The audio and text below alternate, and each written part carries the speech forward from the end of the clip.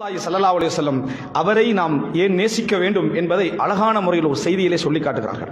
ரசூலுல்லாஹி ஸல்லல்லாஹு அலைஹி வஸல்லம் சொன்னார்கள், மஸலி, எனது உதாரணம் கமஸலி ரஜுலின் இஸ்தௌகத நாரன் ஃபலம்மா அதாஅத் ஹவ்லஹு. அப்ப ரசூல் ஸல்லல்லாஹு அலைஹி வஸல்லம் சொல்றாங்க, ஒரு மனிதன் ஒரு நெருப்பு மூட்டுகிறான்.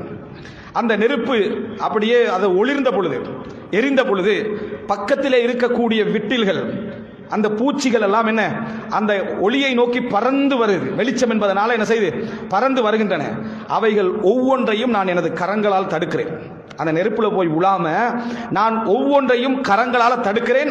அந்த பறவை அந்த பூச்சிகள் அதை நோக்கி பறந்து வந்து கொண்டே இருக்கின்றன, தன்னைத்தானே அழித்து கொண்டே இருக்கின்றன. அப்படி ஒவ்வொன்றையும் நான் தடுத்து கொண்டிருக்கிறேன். அதுபோலதான் உங்களுக்கும் எனக்கும் உதாரணம். உங்கள் இடுப்பினால் நான் பிடித்துக் கொண்டிருக்கிறேன் உங்களை. வஹும் யஹ்தஹிமூன ஃபீ, நீங்க அந்த நெருப்புல விழுந்து எரிவதற்காக போய் கொண்டிருக்கிறீர்கள்.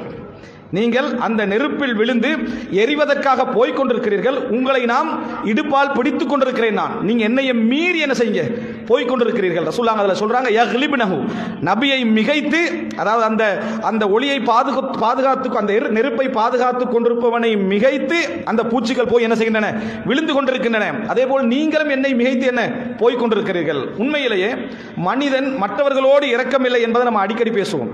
மனிதன் தன் மீது இரக்கம் கிடையாது. நிறைய தன் ஆரோக்கியத்தில் கவனம் செலுத்துறது தன்னை விட யாரா இருக்கும்? தாயா தான் இருக்கும். தன்னை விட தாயா இருக்கும். கொஞ்சம் ஆரோக்கியமா இருங்க, கொஞ்சம் இப்படி இருங்க, கொஞ்சம் இப்படி நடந்துங்க, காட்ட மாட்டோம். அந்த பொருளாதார சம்பாத்தியத்திலும் சந்தோஷத்திலும் போய்கொண்டே இருப்போம். ஆனால் எங்கள் உடல் என்ன செய்யும்? அப்படியே ஆரோக்கியம் இழந்து கொண்டே இருக்கும். யார் கருணை காட்டுறா? எங்களை விட தாய் கருணை காட்டுறா. அதே மாதிரி மறுமையோட எங்கள் அழிவை எங்களுக்கு தெரியாமலேயே நம்ம செய்து கொண்டே இருக்கிறோம். இந்த உலகத்திலே மரணித்து விட்டு சொர்க்கத்திலே நாம் முதல் காலடி அல்லாஹ் ரப்புல் ஆலமீன் எங்களுக்கு எழுதி இருந்தால் அதற்கு முழு காரணமும் அல்லாஹ்வுக்கு பின்னால் அல்லாஹ்வுடைய தூதர் தான். நம்ம அந்த சொர்க்கத்தில் முதலாவது காலடி வைக்கிறோம் என்றால் அதுக்கு அல்லாஹ்வுக்கு அடுத்ததாக இந்த உலகத்தில் முதல் காரணம் யாரு? அல்லாஹ்வுடைய தூதர் ஸல்லல்லாஹு அலைஹி வஸல்லம் அவர்கள் தான். இதை விட மஹப்பத்துக்கு ஒரு காரணம் தேவையா? நினைச்சு பாருங்க.